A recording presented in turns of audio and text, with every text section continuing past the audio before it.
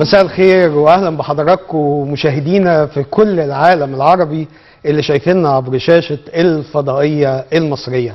قبل ما نتكلم وقبل اي حاجه اسمحوا لي ان انا ارحب بزميلاتي العزيزه اللي انا مبسوط اني موجود معاها النهارده، زميلتي منى الشرقاوي. منى ازيك؟ اهلا شريف، كعادتي بستمتع بالشغل معاك. اهلا وسهلا بيك واهلا بكل مشاهدينا ومتابعي الفضائيه المصريه في كل مكان. زي ما احنا متعودين الفضائيه المصريه متواجده في جميع الاحتفالات وموجوده في كمان جميع المناسبات. ان شاء الله ربنا يجعل كل ايامنا خير وفرح ورخاء. وبمناسبة الكلام الجميل ده هنقول لكم احنا ليه موجودين معاكم من دلوقتي.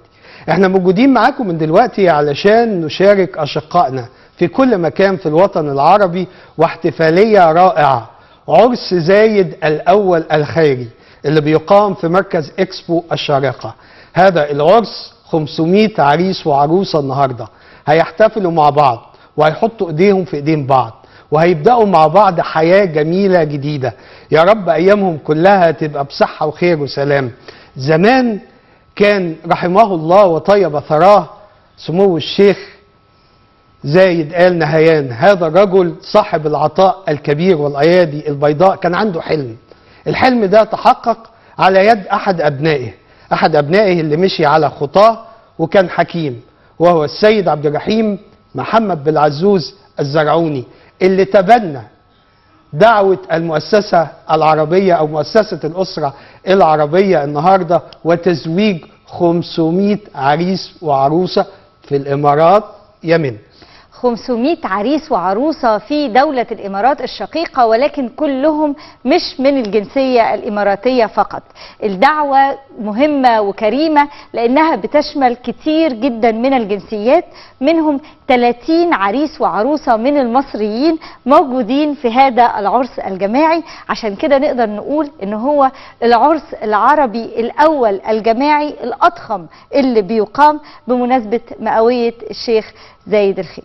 واحنا موجودين معاكم على الهواء وموجودين مع اشقائنا في دولة الامارات العربية المتحدة، هنبقى موجودين معاهم لحد ما يبدأوا حفلتهم، لحد ما انتوا تشوفوا حفلتهم، لحد ما تستمتعوا يعني بهذا العرس الكبير اللي مرة تانية بنقول لكل عريس وعروسة النهاردة مليون مبروك وربنا يتمم لهم على ألف خير. وهي دي رسالتنا عبر شاشة الفضائية المصرية.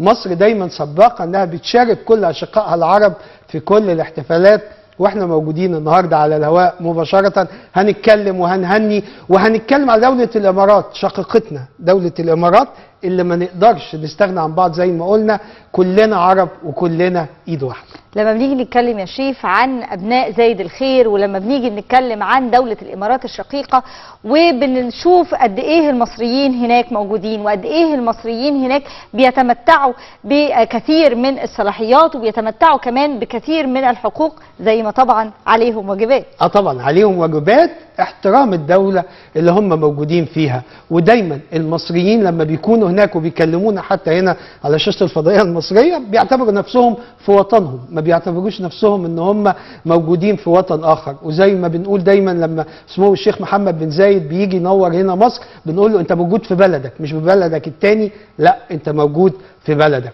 مرة تانية اي حد صاحب ايادي بيضاء، اي حد ماشي على خطى زايد الخير، اي حد ماشي يعني على ضرب هذا الرجل العظيم اللي في يوم من الايام كان حلمه ان دولة الامارات ما تكونش مجرد صحراء ولا خيام ولا جمال، كان حلمه ان دولة الامارات العربية المتحدة تكون من اوائل الدول المتقدمة. والحلم اللي كان دايما بيحلم بيه زايد الخير اتحقق. واحنا النهارده موجودين معاكم على شاشة الفضائية المصرية مستمرين واحنا بنتابع كل ايادي الخير والعطاء. هنروح لفاصل وبعد الفاصل مستمرين انا ومنى على شاشة الفضائية المصرية على الهواء مباشرة احتفالا بزواج وزفاف 500 عريس وعروسة عرب.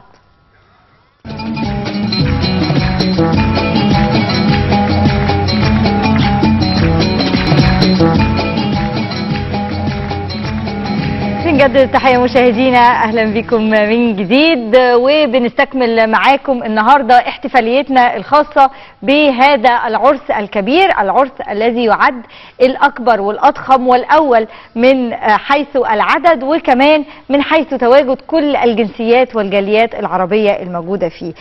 سعادة جمال بن عبيد البح رئيس منظمة الأسرة العربية واللجنة العليا لعرس زايد العرب 2000، أهلا وسهلا بحضرتك. اهلا وسهلا، انا سعيد ان اكون ضيف على الفضائيه المصريه. الف مبروك اولا ليكم ولينا ولكل اهالي العرسان اللي موجودين في هذا العرس. الحمد لله، والله هذه فرحه العرب كلها، انا نلتقي ونلقي يعني يلتقي ابنائنا في هذا المحفل وهذا العرس الجميل، وان يكون يعني هدفهم كله بالاستقرار وبناء اسره مستقره. الحمد لله، اعتقد هذه ميزه جميله ان نجمع ابناء العرب، على الاقل نجمعهم في الاعراس يعني. نعم. معالي الشيخ عبد الرحيم الزرعوني هو يعني اللي بيدعم هذا العرس بنفسه، الفكرة وفكرة التنفيذ وبداية التنفيذ والخطوات وحدث بهذه الضخامة، محتاجين تكلمنا عنه أكثر من فضلك. والله شوفي، نحن في دولة الإمارات العام هذا كان عام زايد الخير، والزايد يرتبط دائما اسمه بالعطاء وبالنقاء وفي افضل المبادرات. من هذا المنطلق راينا نحن كمنظمه الاسره العربيه ان ننظم هذا الحفل لابناء العرب الذين فعلا ولدوا في دوله الامارات، والذين قدم اجدادهم وابائهم الكثير مع والدنا القائد رحمه الله زايد الخير. عندما جاء زايد جاء معه اخوه عرب من كل الجنسيات، وعملوا وبذلوا ويعني قدموا يعني خبراتهم، فلذلك نحن نكرم الان هؤلاء من خلال ابنائهم في هذا المحفل وهذا العرس البهيج. وبالتالي عام زايد راينا من خلال سعاده عبد الرحيم الزرعوني عندما نقلنا له الفكره كمنظمه الاسره العربيه وافق ويعني دعم كل عريس بمبلغ معين، وبالتالي اصبح كل العرسان تغلبوا على تكاليف الزواج ويعني دخلوا في هذه التجربه الجميله العرس الجماعي الاول. والان نحن نجري الظروفات ولمسات النهائيه قبيل انطلاق العرس وبرنامج العرس ان شاء الله. سيد جمال، احنا عارفين ان انتم مشغولين، بس اظن النهارده وحضرتك بتترأس اللجنة العليا لعرس زايد العربي الأول، أكيد نعم. لما تلاقي أمامك الحلم يتحقق لحقيقة والحلم يتحول لحقيقة، وتلاقي سعادة 500 عريس وعروسة اليوم، نعم. وتحققوا حلم رحمه الله وطيب ثراه زايد الخير اللي قال دايما ان يجب على كل انسان على وجه الارض نعم. ان ينعم بالعطاء طالما ربنا سبحانه وتعالى بيعطينا. احساسك ايه النهارده يا سيد جمال؟ انا عايز اعرفه. والله شوف، يعني الاحساس دائما يرتسم من خلال محيا الشباب، وجه الشباب اللي بعرسان الان فرح ومتهلهل ومبسوط وفرحان. يعني نحن هذا يجعلنا نضاعف ويجعلنا نعمل. الشاب لما يشوف انه العالم كله الان السفراء والوزراء والشيوخ والتلفزيونات والفضائيات كله يعني يتداعون لنقل هذا الحدث، طبعا اكيد يكون سعيد. سعادتنا ترتبط لما تنجح هذه الفكره وتهتم بهذه الاسره الجديده، النواه التي سوف يكون نضعها على عتبات الاستقرار. ومثل ما تفضلت هذا الحلم يعني حلم العمل العربي المشترك في كل شيء، سواء في عرس، في يعني لقاءات، في ثقافه، في برامج يعطي نكهه خاصه. نحن نريد ان نتجمع، نريد ابناء العرب يعني ان نوصل رساله من خلال هذا العرس بأهمية الاستقرار، أهمية عمل الحكومات لاستقرار الأبناء، لاستقرار الشباب، لأن يعني نحن نلاحظ أن في فجوة أصبحت بين الشباب وبين حكوماتهم، فعلينا فعلا أن من خلال هذه الأعراس نوصل هذه الرسالة لكل المجتمعات، لكل الحكومات، اهتموا بأبنائكم، أبنائكم فيهم الخير، وإن شاء الله سوف يكونون خير عونا لحكوماتهم وخير عونا لرؤسائهم ولمؤسساتهم. فإن شاء الله يرتجى من هؤلاء الشباب بعد أن يعني تذل العقبات أن يبدأ ويعطي الكثير في وطنه إن شاء الله. خلينا نتكلم عن تفاصيل أكتر عن اليوم. احنا عارفين أن هناك مشاركات متعددة من العديد من الدول العربية، عرفنا أن موجود منها مصر وفلسطين والأردن وغيرها كثيرا. كيف تم اختيار أو هل تم إطلاق مثلا مسابقة أو مبادرة أو دعوة للتقدم، أم تم الاختيار من قبلكم للعرسان اللي موجودين النهارده؟ شوفي، انا اكلمك وانا كنت يعني مدير عام صندوق الزواج في دوله الامارات اللي انشأ زايد واللي كان مسؤول عن قضايا الزواج، فهذه يعني تعتبر من التخصصات الخاصه في يعني. اولا اختيار الشباب، نحن طبعا اعلنا من خلال موقع المنظمه واعلنا المكرمه واعلنا ان الشباب الراغبين في العرس الجماعي العربي الاول يتفضلون، فتفضلوا عندنا اكثر من 400 شاب جرى تنقيحهم وجرى يعني اخذ الناس الاكثر حوجه والناس اللي هم الان بيتزوجون، وهناك معايير طبعا ان اللي هم ولدوا في دوله الامارات، العرب اللي ولدوا في دوله الامارات ثم المقيمين لفتره طويله، وايضا راينا بعد ما شفنا الاحداث انه ايضا في فوج كثير يعني ينتظر، فراينا ان في فبراير المقبل الامارات اطلقت عام التسامح على العام المقبل، وبالتالي نحن سوف يكون عرس ان شاء الله بعنوان عرس التسامح في عام 2019. لا يعني ناخد من حضرتك الكلمه دي يا سيد جمال ونقول ان فبراير القادم هو عرس التسامح وعرس التسامح الاماراتي، وهنكون معاكم ان شاء الله على الهواء باذن الله. انتم دائما معانا قلبا وقالبا، باذن الله، في القلب والوجدان في الامه العربيه كلها. نحن يشرفنا كوكبه مجموعه من ابناء مصر موجودين معنا وما شاء الله عليهم مفوهين ومتقدمين في الدراسه وفي العلم ودائما في الرياده مصر. ما شاء الله. سعادة جمال بن عبيد البحر رئيس منظمه الاسره العربيه واللجنه العليا لعرس زايد 2000 زايد العرب، شكرا لوجودك معنا وشكرا لتنظيمكم مثل هذا الحدث الكبير اللي سعيدين جدا بتخطيطه، شكرا لوجودك معنا. مره ثانيه انا عايزين نقول تحية إجلال وتقدير وتكريم لكل واحد صاحب أيادي بيضاء أيا كان، كل واحد بيتقدم لأي عمل تطوعي، كل واحد بيشارك إن بيحدث شيء جميل في بلده، كل واحد بيساهم بفرحة ويدخلها على وجه شاب من الشباب. احنا شفنا النهاردة والكلام اللي قاله السيد جمال، قال لك أهم حاجة الفرحة على وجوه الشباب، أهم حاجة البسمة على وجوه الشباب. والنهارده خدنا خبر حصري لينا ان فبراير 2019 هيكون عام التسامح ويوم التسامح ان شاء الله باذن الله عند اشقائنا في دوله الامارات. نروح لفاصل؟ خلينا نروح فاصل ونرجع تاني، خليكم معانا.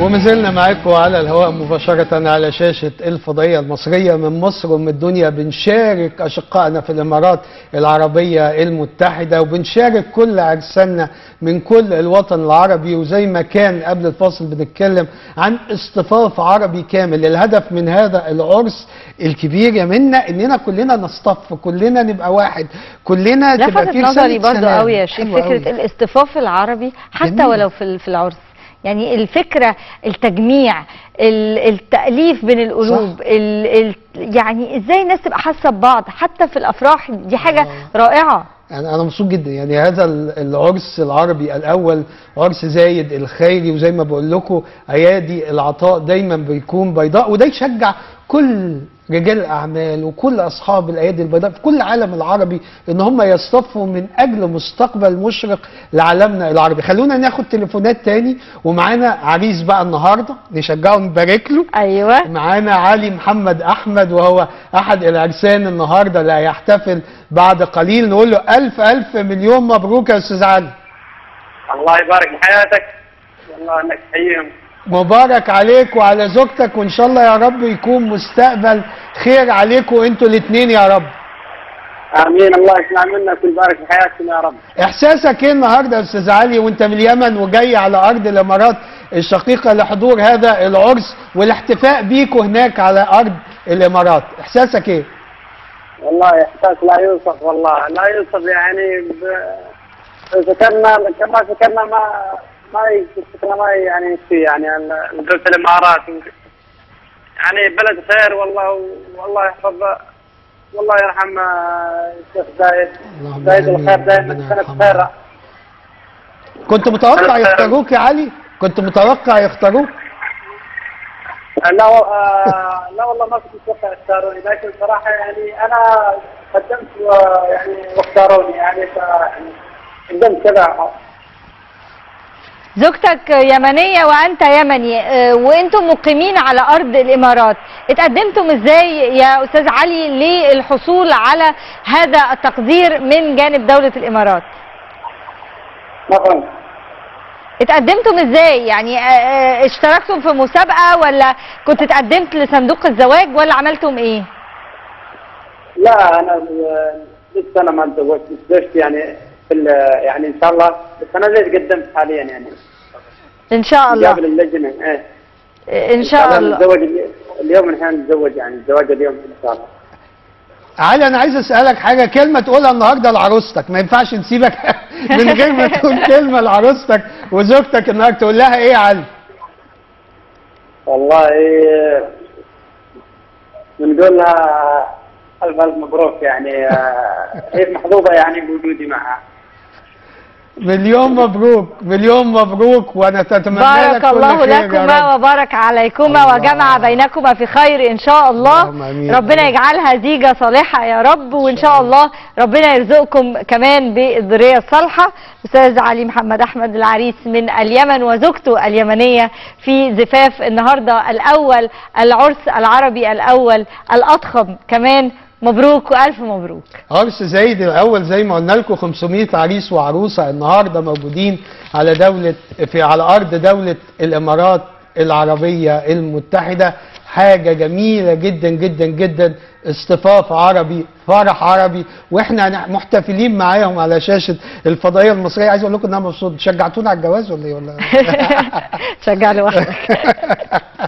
خلينا فاصل ونرجع لكم تاني مشاهدينا، خليكم معانا ونكمل مع بعض احتفالنا.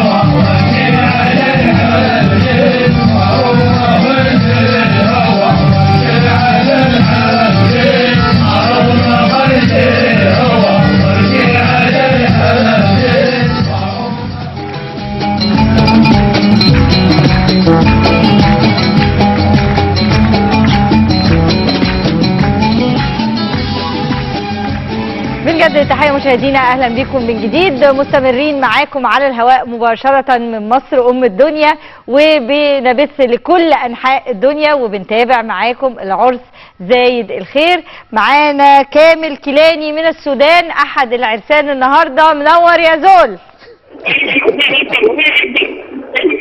الف مبروك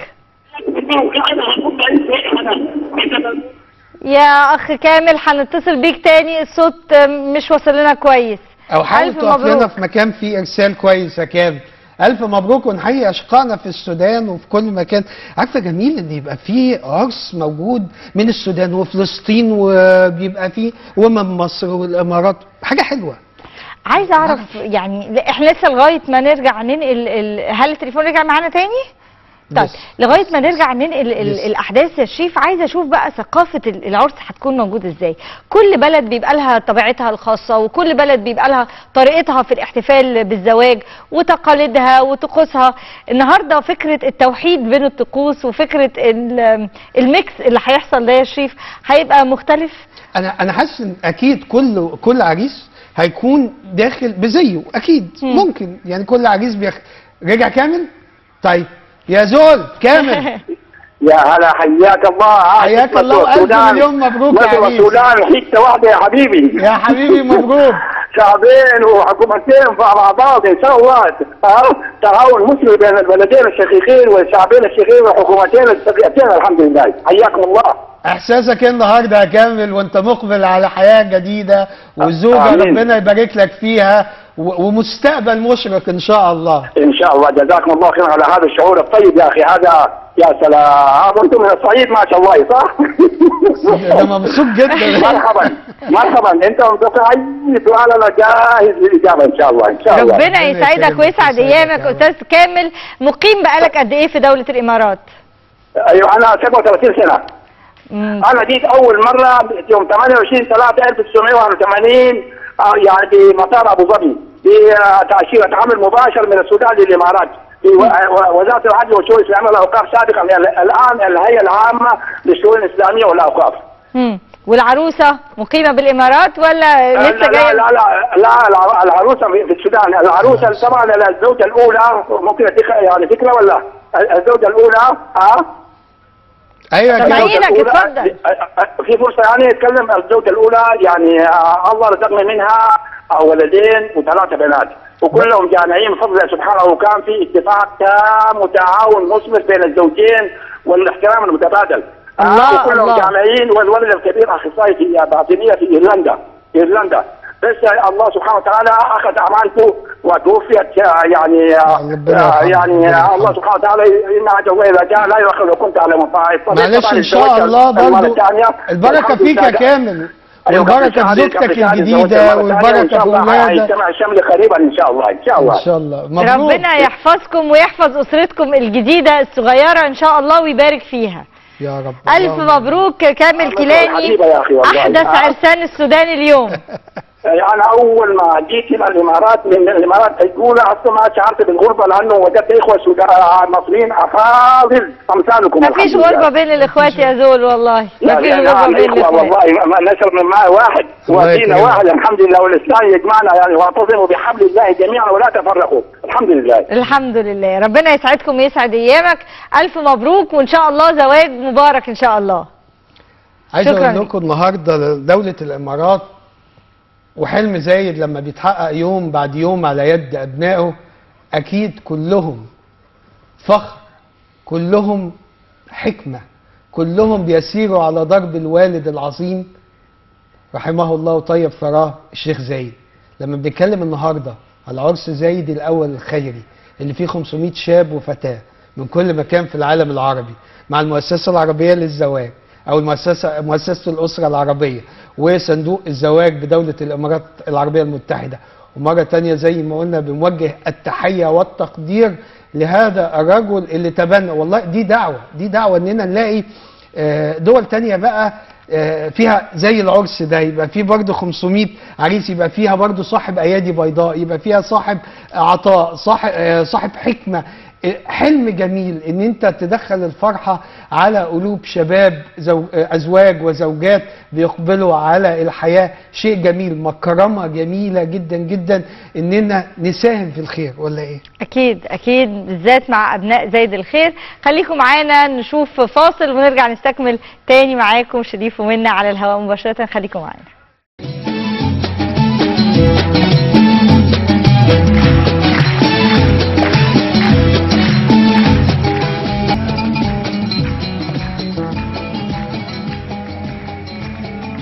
اهلا بكم بيكم مرة تانية، واحنا نفسنا نجيب ال 500 عريس وعروسة النهارده على التليفون، بس معانا مصطفى الشربيني من الغربية وهو أحد العرسان الموجودين هناك، ونقول له ألف مليون مبروك يا مصطفى. الله يبارك فيك. الله يبارك فيك. مبروك يا درش. الله يبارك فيك. جاهز؟ جاهز. مصطفى، احساسك ايه النهارده وانت يعني موجود في الاحتفاليه الكبيره العظيمه دي والله يعني في الامارات؟ جدا، يعني ما كنا يعني حاجه كنا بنحلم بها واتحققت، ونشكر طبعا كل القائمين على هذا العمل الجبار، ونشكر دوله الامارات دوله الخير، اهلها اهل الخير. انت مصطفى وانت بتكلمنا احنا بس ثواني، احنا عايزين نقول للناس ان احنا معانا مشاهد على الهواء مباشره من مركز اكسبو الشارقه هناك، وهم بيستعدوا اهو للحفله الجميله الرائعه. أيوة النهارده. قول يا مصطفى طبعا. قول النهارده عايز تقول ايه واحساسك ايه؟ قول.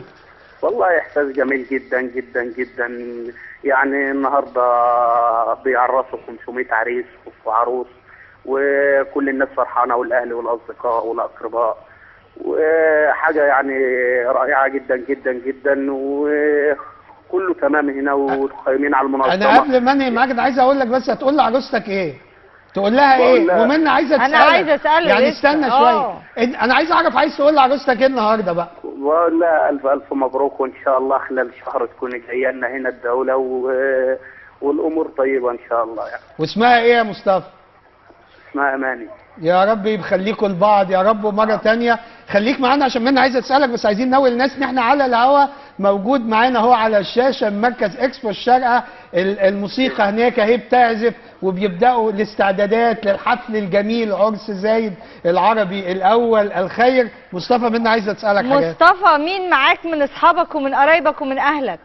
والله معايا اصحابي كلهم، ومعايا اصدقائي في العمل، ومعايا اقربائي في الدوله، والناس موجودين كلهم، مش انا لوحدي، ده الناس كلها هنا، والناس فرحانه وسعيده جدا جدا، واليوم يوم جميل جدا جدا، واحساس طبعا عالي.